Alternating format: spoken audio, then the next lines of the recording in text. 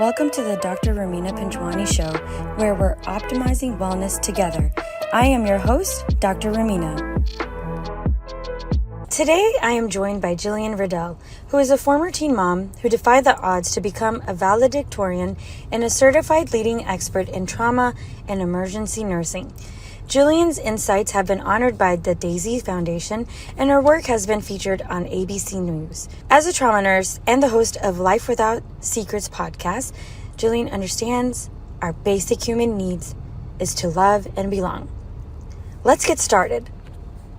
Who happens to be a host on her own podcast and does so many amazing things herself. Many hats she wears. Her name is Jillian Riddell. I am so excited that you're here. Welcome. Thank you for having time to join us here. How are you doing?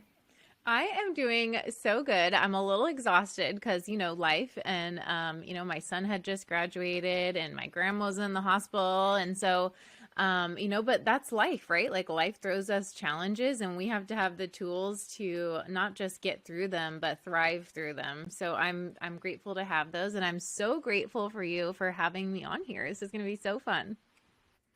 Yes, it is. And I can't wait to tell people about you. I mean, yes, like life is so busy, especially just running around and trying to keep up with everyone and also filling your cup up. But I would love for people to hear your story.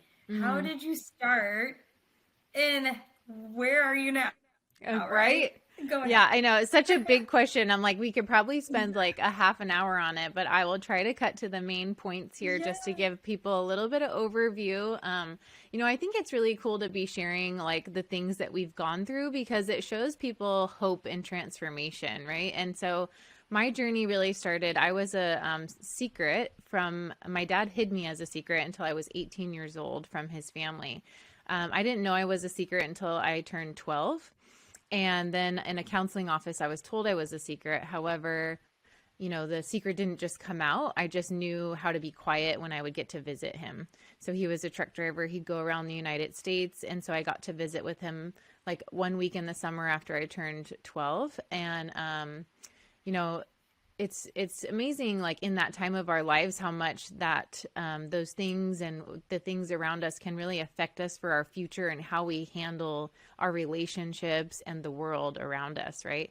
And so I remember, just bouncing up and down in the truck and, his wife would call and my dad would never say like, hey, you need to be quiet. He wasn't that type of person per se, but I knew like, that was my place, right? Like I'd be scared to even chew the gum in my mouth because I didn't want his wife to hear me because she didn't know I even existed. And I didn't want to ruin my dad's life or be the reason that to cause pain in his life. And so I slowly learned that that was my role. Like I knew how to people please and I knew how to, maybe get people to like me, but also I didn't know who I was or what, Jillian needed or what Jillian wanted.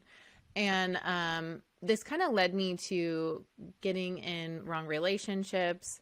I finally entered a relationship, like a longer term one, like my sophomore year of high school. I ended up getting pregnant at 17 years old. And, that was a huge mountain to climb. It was a trek. And I remember being in high school and, the teachers would be like, oh man, you had so much potential. Like, and they were disappointed. I don't think they meant it maybe necessarily negative. Like some people say things and, I had a moment, in that moment to just hearing those words. And I remember just sitting and reflecting on those words for probably like a month. And in that month, I realized in the first time in my life, like I actually have a choice. Like people are going to say things about us or people are going to think that because we are in this certain situation or we made this choice in our life that that's going to dictate the rest of our lives, but actually like we have the power to choose at any point in our life a path. And so it was in this moment that I thought, okay, I can become the statistic that this teacher thought I was going to be, or I could forge my own path and choose me and, be successful and show and prove to the world that like these things that happen to us or these choices that we make, they don't dictate our life, that we at any point have the power to choose a different path, And so I chose to work hard and prove to the world that like I was worthy in a sense, right? Because not only did I not feel totally worthy in my own family growing up, being a secret, right? Like you have to hide me, like, and that did a lot to my self-worth. And then it was like, now I have to prove to the world that I am worthy of love and of everything that life has to offer. And so I ended up becoming valedictorian of my college. So I did the achievements and life was going good, and then I entered into a new relationship when my son was 3. And, things seemed like they were so great, right? Like as any new relationship would. But, oftentimes when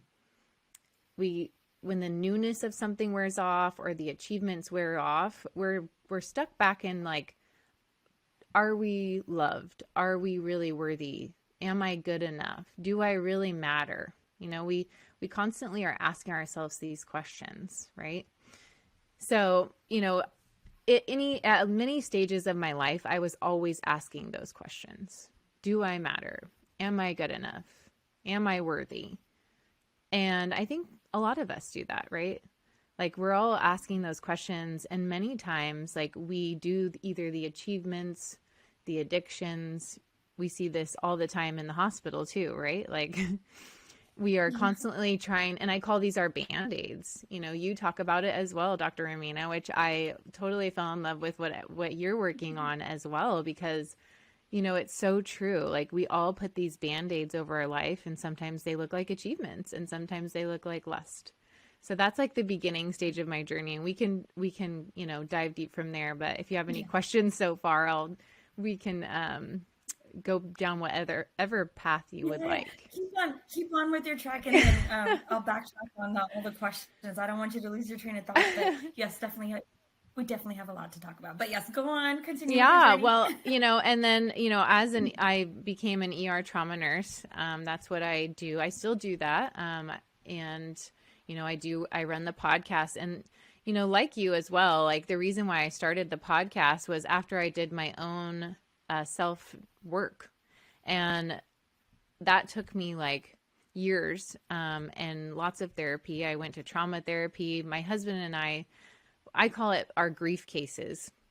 And so my husband came from a broken family, and I came from a broken family as well. And so we didn't really have the tools to enter and have a successful relationship. So we were just kind of figuring out as we go. And when you're in a relationship and you're newly in a relationship, it's really easy to like, oh, here, let me hold your baggage for you. It's easy, right? Like you're like, oh, I'd love to do nothing else but to hold your baggage, and at that point, like my baggage probably weighed like 40 pounds. His bag weighed about 40 pounds. And we're just carrying these grief cases around, and we've never unpacked them in our whole lives because nobody taught us how. And what happens is these grief cases get heavier and heavier as we add stuff to it through our lives. If we don't know how to unpack it, eventually those seams get weaker. And eventually things are just going to hit the fan, right? Like things are going to explode. It'll be like the tornado or your hotel room if you live like me and travel like me and you put your clothes everywhere. And in order to really have a successful life and relationship, what I've learned is that we have to unpack these grief cases. We have to learn the tools, how to unpack them. We have to learn like what drawer to put it in, what shelf to put it on, so that when the drawer opens, because it will in life, right? Then we know what to do with it. And oftentimes in the emergency room, we see this a lot, right? Like where people come in for the same complaint over and over again. And, we run these tests, we do all these images. And at the end of the day, we're like, well, the good news is everything looks good. And they're like, well, why do I feel like I'm so uncomfortable? Right? Right? Yeah. Why do I feel like I'm so uncomfortable? Why do I feel like I'm in so much pain? Or, and oftentimes like, then what do we do in the emergency room? Well, we just stick a Band-Aid over it, and is that really helping that person? No, it's not. And there's so much depth to what is actually going on. Like we see people for like this 1 second glimpse of their lives, right? And then we're supposed to be able to help them. And, obviously the emergency room is good if you have an emergency, but if this is something going on, like, is there, another layer deeper to what's going on in your life, in your relationships, why you feel so alone, why you feel miserable? Usually there's like so much depth under that we really need to uncover. And so I remember, with COVID and everything, I had just been going through my own therapy and everything, and I just felt really called to help the world on a bigger scale, because I felt like the world was dysregulated and burnt out, like from what the view I was seeing.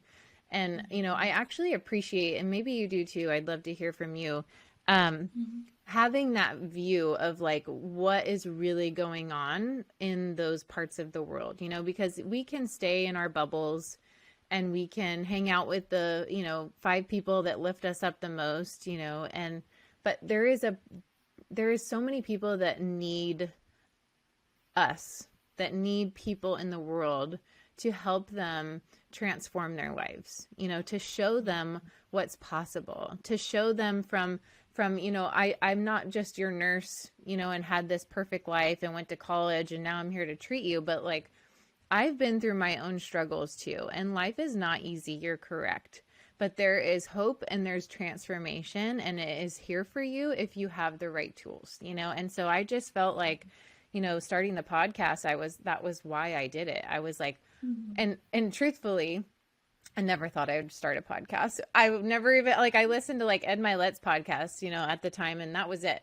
And I was actually at dinner with Jenna Kutcher. I don't know if you know who that is, but she was friends with Ed Milet, and I went to his book launch, and we ended up at dinner together, and I was telling her like my perspective of the world and my story, and how I felt like the world was very dysregulated and burnt out. And she's like, well, why don't you start a podcast?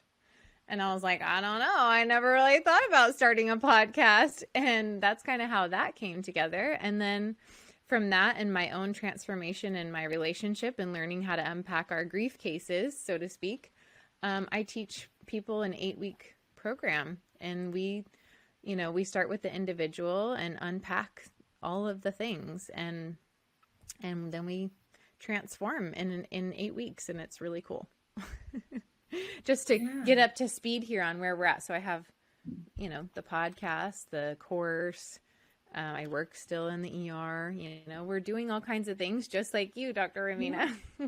And you also have the heart mapping too. Don't forget that. Yeah. So I am a certified heart math independent trainer. And so I do use some of the modalities there in my course as well. It's a science-backed approach. It's a study of neurocardiology. In case, obviously those are big words here. So if you don't know what that is, that's okay. Basically, we'll talk about it in detail. What science shows is that our hearts actually send more messages to our brains than our brains actually send to our hearts. And, nowadays we learn a lot more about heart rate variability. It's something, like our Apple Watch now can track, and it's a indicator of like health and longevity in life. And so what's interesting though is like our emotions actually are the main things that affect our heart rate variability on a consistent basis. And so depending on if we're living in a negative emotional state or more of a positive emotional state will tremendously affect not only our heart rate variability, but our ability to think clearly, perform better, respond instead of react to situations. I was just saying, like, we can also, I start with an exercise usually in the beginning of our program that I'm happy to share as well. Absolutely. And it's kind of a way that we figure out like where we are currently, because we can't get to where we want to go when you want to go to Disneyland and you tell your phone like, hey, direct me to Disneyland. But if your phone doesn't know where you currently are, it's going to have a really hard time getting a direction. So we need to know like, where are we currently at, like emotionally, physically? So we just have to develop that self-awareness. Absolutely. And we'll talk definitely deeper on that. But before we get into that part, I want to go back to your origin. I mean, it's so it's truly inspiring. You have overcome so much. And even going back to everybody wants to be heard, everyone wants to be seen, and getting that self-worth is part of the root cause, getting to that under that bandage, right? It all ties into that. It's all ties into what our shadows are and how we show up and how we proceed in the world. So I'm so glad that you were able to, I mean, for your own self, you were able to show that teacher and everyone who thought you would be a statistic, that how brilliant you are and how much of a change you're making in the world and how much you're taking those lessons in life, digging deep under the bandage to show up not only for yourself, to be your best self, and also give back to the world, and also for your kids, right? Yeah. What's amazing, what's crucial is sometimes if we don't capture our own shadows, it continues to the next generation, right? Yeah. So even to be cognizant of what keeps us in the shadow, what you can do to unwrap that bandage and move forward to be life without secrets. I love that. I'm going to use it because it really is. It is being your authentic self. It's exposing the wounds, but also using that, figuring it out as your strength and making something bigger. So that's amazing. Part of what you said too is how everyone still has to keep working on themselves, right? So even though people like us have that entrepreneurial spirit and have our shadows, we still unpack them every day, but we don't let them stop us. And we use that also as an inspiration to move on, to create better people, to create better versions of ourselves. So I love that. A little bit about what you were talking about I would say, I mean, there's just so much we could just talk about, right? I love it. So part of that is one of the courses, when you had to heal yourself, right? You took those lessons, but then the courses you come up with, specifically in the 8-week one that you have, talk us through that. Like how do you help people specifically, and the curriculum, how is that developing people in itself? Yeah. So I missed the first half of your question. So how is the curriculum developing people? It paused. Well, talk us through the 8-week course. I mean, it's such packed with such good guidance and inspiration and helping people make impactful choices that can continue outside of the course. So tell us about that. Yeah. So week 1 is truth is the foundation. So I actually developed a method. It's called the truthful method. And step 1 is truth is the foundation. And so we go through an exercise. Do you want me to share it here? I'm happy to share it. This is okay. So this is part of week 1, something we do in order to figure out where we truly are in the moment, if we're just focusing on us. And so how we do that is we start with a exercise. And so I have them write down all the stressors in your life. And if you're listening to this, I highly recommend go grab a piece of paper, or, if you're listening to this in the car, maybe go back to this point in the episode later on tonight after you've had a long day. And I want you to just write a list of the stressors that have occurred in your life or even in your day today. And I want you to write them down and make the stressor a situation, right? Like a lot of people use the word, oh, I'm stressed, but what does that mean? There's a stressor, and then the stressor has an emotion tied to it. So saying I'm stressed or I'm struggling, those are very surface level type of communications. And if we stick to that superficial layer, we're not going to really get anywhere further from there. We're just going to stay at this point. So in order to truly heal and figure out why we're struggling and then do something about it, we have to go like a couple layers deeper. And so what I have people do is I want you to write down all the stressors that are coming up. Is it workload? It could be something simple like internet or computer problems that were stressful that day, right? Is it finances? Is it job security? Is it because you've been sick? Is it a lack of time? Is it housework? Maybe it's your teenager or your little kids that are causing stress in your life that day. So you're going to write these down line for line individually. And then next to each stressor, you're going to write the emotion that it is tied to. Okay. So like, maybe your workload is causing you overwhelm. And I will just say that, in my life, nobody ever really asked me how I felt growing up. Like it was just not something that was talked about. Emotions were not a part of our family. We just, it was just kind of, we were living life.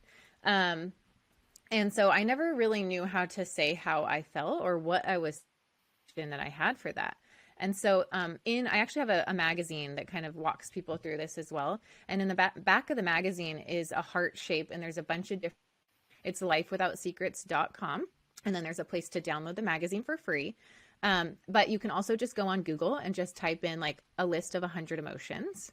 And I want you to keep that next to you when you're doing these exercises, because it allows us to actually look at all the different emotions and actually figure out, oh yeah, you know what?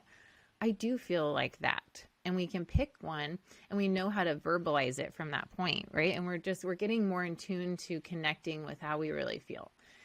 And so maybe your workload makes you feel overwhelmed. Maybe your kids are making you feel frustrated. Maybe your finances are giving you anxiety. So you're gonna write these emotions that you're feeling. And what we find is that usually there is one emotion that comes up. This is just about building self-awareness. This is not to judge yourself. This is not to put yourself down. This is the first part of just building awareness of how we feel.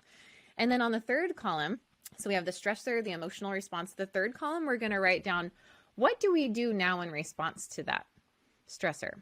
So do we push through? Do we withdraw? Do we rehash? Do we blame? What is the thing that we're doing? Do we complain? Do we go get a second job? Is it a slow burn that we feel? Like what do we do based on those stressors in life right now? Okay.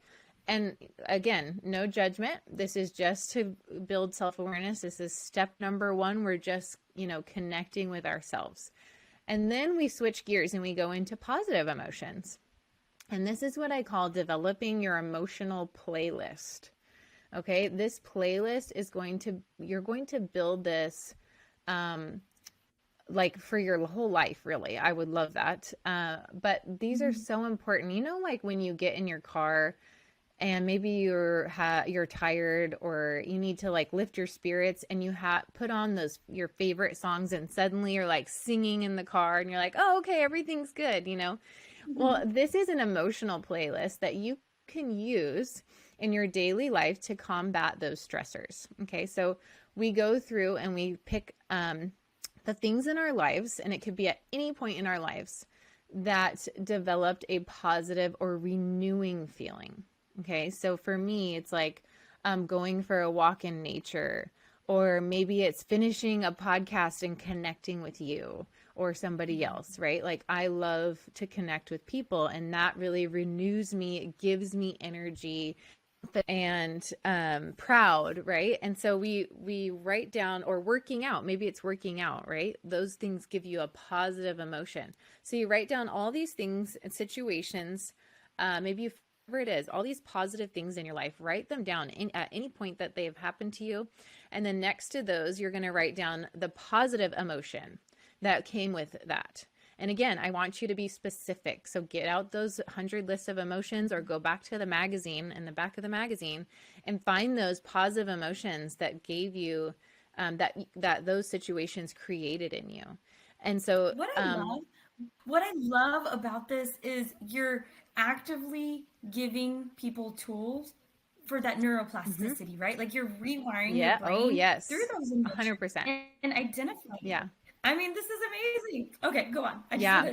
So this is just the first step. And then obviously we teach people how to neutralize the negative energy with the positive, right? And rewire the brain by changing our emotions, because again, our emotions are first affected in our heart rate variability. And so a negative emotion creates a chaotic rhythm, heart rate of variability rhythm.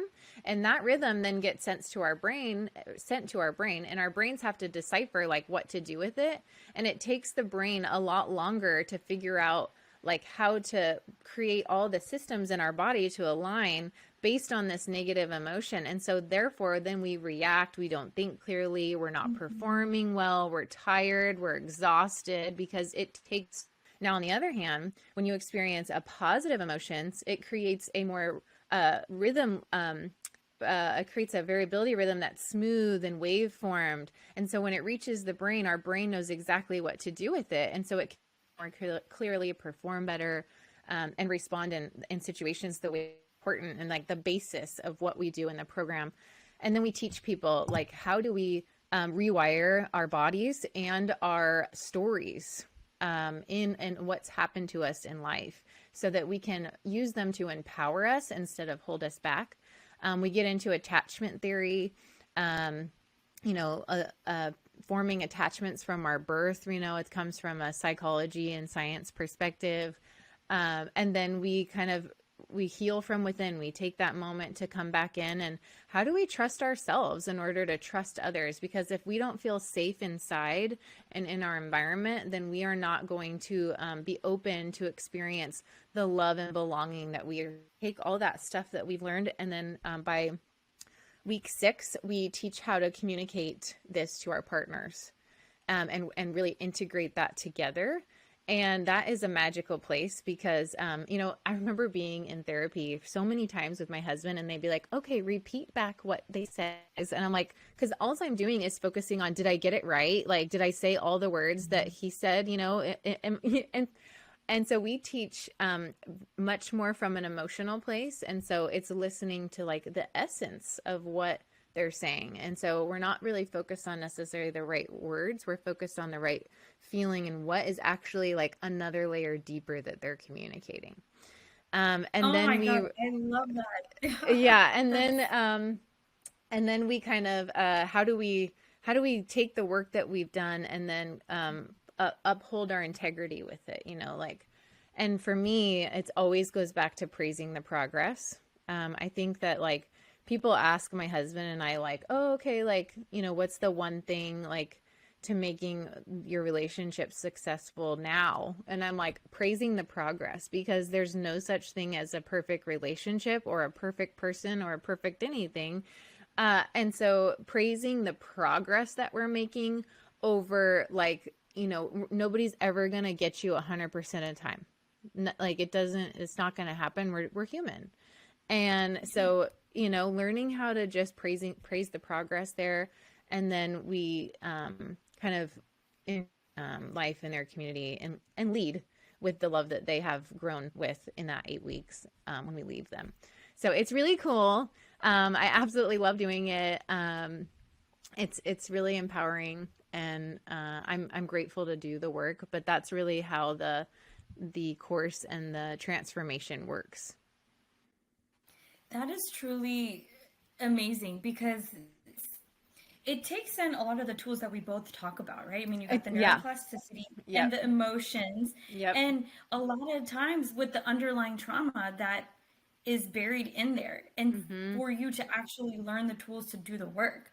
And how it shows up, right? Sometimes people don't know how to put it into words.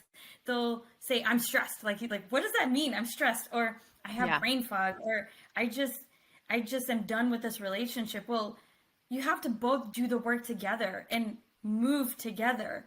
And a lot of times those tools aren't there. Or if, like you said, in therapy, depending on the therapist or the style, or conventional versus, holistic, whatever the case is, there's so many modalities out there, but do you really have the tools to work through it together? Because as you said, either, couples either grow together or they grow apart. And that can be a big block in the road, and progress within yourself, getting through that root cause underlying that bandage, and then also with the other person. And so, and what I also hear is, as you're regulating your emotions, you're opening up the channels for yourself as well as the partner, but communicating together and recognizing that emotion. Yeah. And I mean, have you noticed a lot of the root issue happens when there's a misunderstanding, or if you yourself haven't had the tools and you can't convey it? Well, you got to fill yourself with the need. Part of like going into that attachment and the wounds and all, fill yourself up, so then you're not expecting other people to to fill in that gap. Because of course, no one's going to be 100%. Like if you're No. looking for your spouse to give you that love, but and you don't have that self-worth and self-love, they're never going to be able to do that. Yeah. And Well, and it's really, it goes back to like understanding how you feel and what you need. Because if you don't know how to ask for that specifically, they're never going to reach to the bottom. Because this was so big for me and in our relationship, is like I had to understand how I actually felt. And then not only is it important to know how we feel, but it's also like even more important than to know, okay, if I feel this way, what do I need? And can I give that to myself? Do I need my partner to help me? And if I do need my partner, figure out what we need if we don't even know what we need, you know? And so, you know, sometimes I come home from work and I'm like, it's been a really hard day. I'm feeling super overwhelmed, but I think I really need to talk about it. So I really could use just someone to listen. So can you just sit on the couch and just hear me out? I don't need you to fix my problems. I just need you to hear me. He's like, that's all I have to do? Sure, I'll sit right here, you know? And then he feels like a superhero because he gets to be there for me, and he's not guessing and feeling anxious that he's going to get it wrong, you know? Exactly. It saves so much energy, stress, and energy. Yes. And part of this too, what you had asked earlier, is when you look at the world with a certain lens, right? And how certain people, like, yes, the people you're surrounded with resonate with you, whatnot, but there's the portion of the world that you're exposed to, and a lot of it does go back to how they grew up, their whole picture, how they grew up, what's the story they're telling themselves, and how it shows up as an ailment physically or mentally, or, you know, emotionally. 100%. So yeah, I mean, that's exactly how, yes, we could do everything as what medicine is supposed to do, but how I approach it too is looking at the whole person because of all these avenues and the complications that may be underlying. So yeah, I mean, even adjusting our own lens, we want to see the world, yes, being burnt out and all, but if you look at all these underlying issues, just like how you mapped it out, it will tie into that. There is something that's deep within the history and the experience that each individual has experienced, and to get to that, and someone to be willing to be patient enough to work with that, with the tools that we all have, right? Well, you and I have in this field. So I definitely wanted to elaborate a little bit on that. Beautiful. One other thing I wanted to expand on, the HRV, the heart mapping, and part of that, I love how you incorporate that as an exercise.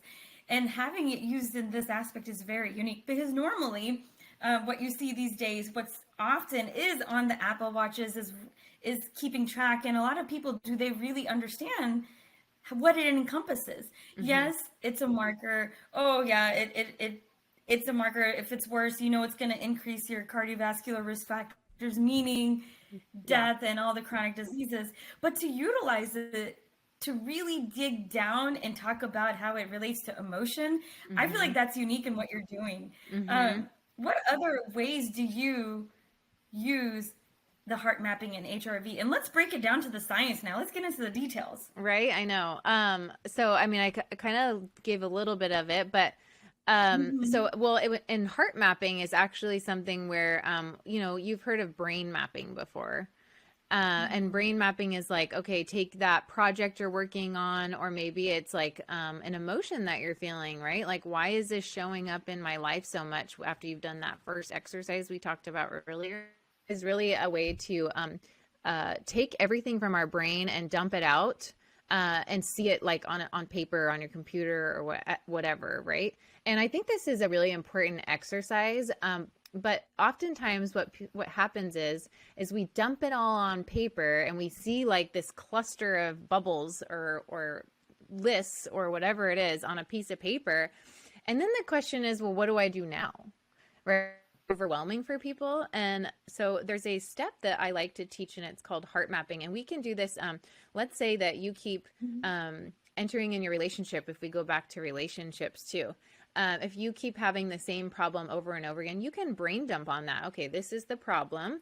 These are the things that are causing the problems. These are the emotions around how I feel. Just brain dump it. Anything that comes to your mind, brain dump it on there. And I like to ask myself questions like, How do I really feel? What made me feel this way? Have I ever felt this way before? Is it related? And then the final question I ask is that the whole truth? I always ask that because oftentimes, just like you were saying, the deeper questions is really important to get to the bottom of it. But these are just brain things coming from our brains. And now we're going to tap into our heart, right? Because our heart is our intuitive processing center. This is like scientifically our heart, like I said, it sends more messages to our brain than our brain sends to our heart. Science has also shown our heart actually senses things before our brain can.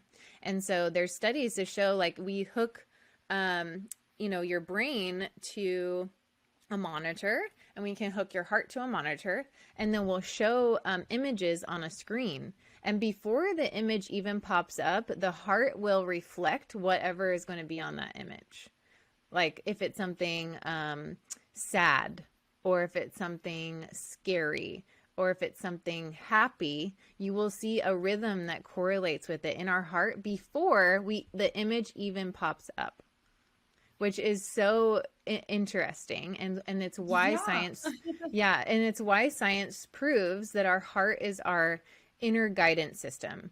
And you could think that is just from the universe. For me, it's that's where God lives, and God is love, love is God, and that's how it works for me. But it doesn't have to be for everybody, right? There is heart rhythms that will correlate, get sent to our brain, and then it's processed from there. And so after you brain map, after you brain dump, it's really important to tap into your heart. And so in the program, we also go through an exercise. It's a breathing through it in the breathing exercise. And we just tap and we take those deep breaths, right? And we have to pause because in the world today that we live in, there are things coming at us all the time. There's text messages, emails, social media, phone calls. If there's notifications popping up on our phones 24/7, right? And unless we actually take a moment to pause and to breathe and to really ask our inner guidance system, we don't need to go ask our friend. When you really do the work and you align yourself, you have the answers that you're looking for. And so by dumping out of our brains and then connecting with our hearts and doing these exercises, we can tap into our hearts and then know right away it'll come to us, those two things that you're going to do first and why you're going to do them. Your heart knows. And it is so amazing. And I've done this at I did a retreat last year, and this is always where I end my retreat with, because it is so powerful. Because we learn so much while we're at the retreat, and we do all these exercises, and then people are so full of ideas and they want to go home with them, and I'm okay, pause, right? Let's get grounded and figure out what is really on your heart. What is it that we need to do first based on what is going on inside of us? And every single person will find the answer. I haven't had a person not. So it's really cool. Yeah, absolutely. That's why it's so important to set your intention, take that breath, that pause, truly pause. Yes. Because a lot of creativity can't occur if your mind is busy, if your heart is full of certain energies. And absolutely, it does come down to simply breathing, pausing, being intentional, meditating.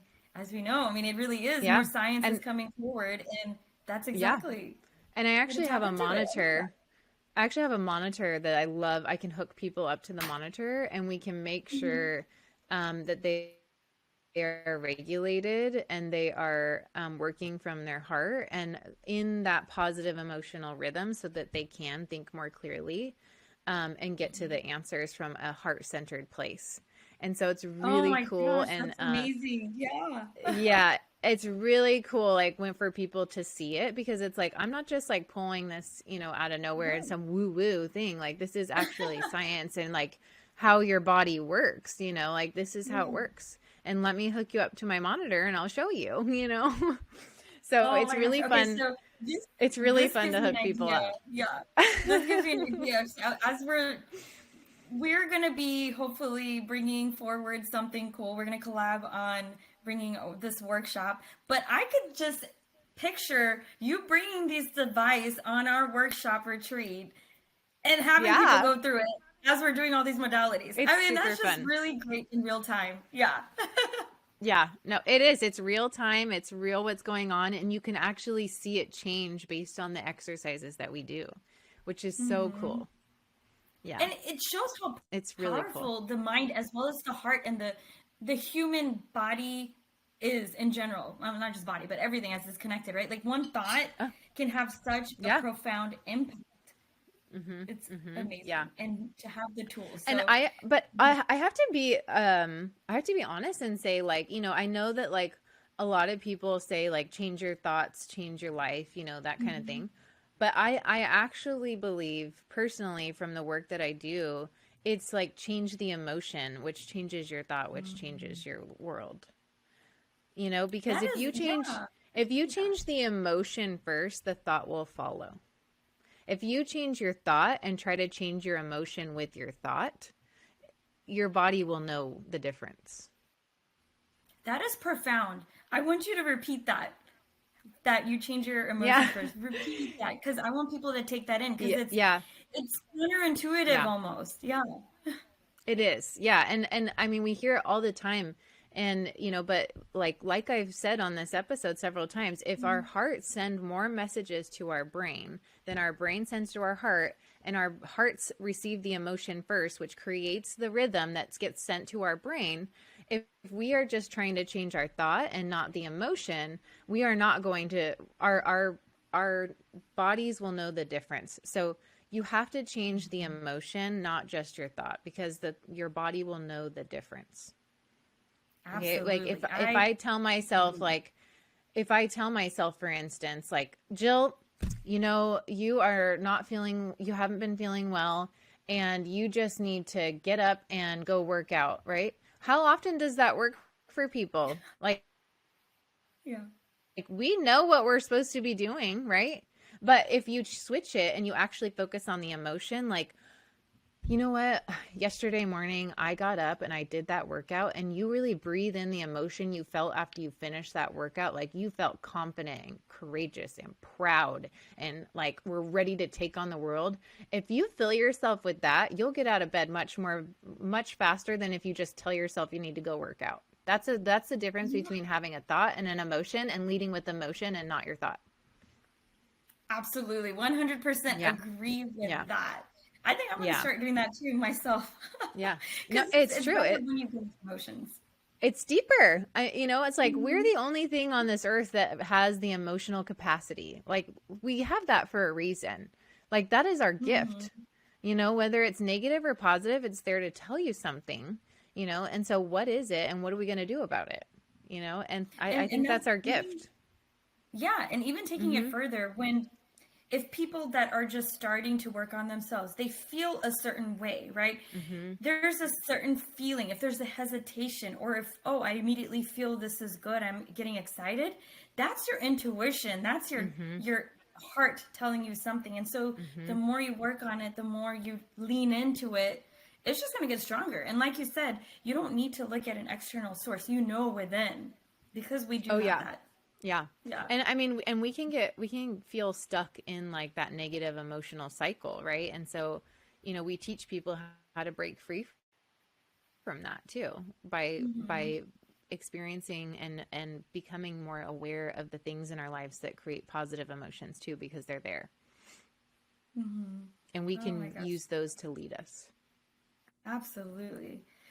I love this, and we could just go on for so long, I but we we are totally coming could. to time. I love it. We are coming to time, but as we wrap up, what are some last thoughts you can leave us with? And before you do, all of Jill's details are going to be below in the show notes. So, of course, please give us last thoughts and how people can find you and work with you. Yeah, so you can find me. I'm usually on Instagram out of any of the platforms the most. It's Life Without Secrets podcast is my Instagram handle. You can also go to lifewithoutsecrets.com. It has my course on there. It has a free magazine if you want to download it and read it. I'd love to connect. So like DM me after or email me and let me know what your thoughts are and if I can help or anything. I love connecting with people and diving deep. I'm not really a surface person. That's the life without secrets in me, right? Like I like to get truthful and get to that other layer. So I love listening to people's stories and diving a little bit deeper in conversation. The one thing I'll say is, just like in our relationships, like praise the progress of what you're doing today. Like life can be hard sometimes, but really like praising the progress of where we were yesterday compared to today, or where we were last week, or maybe we are in, one of the bottom of our mountains, and we're getting ready to climb, which is the hard work, right? But know that like life is full of ups and downs.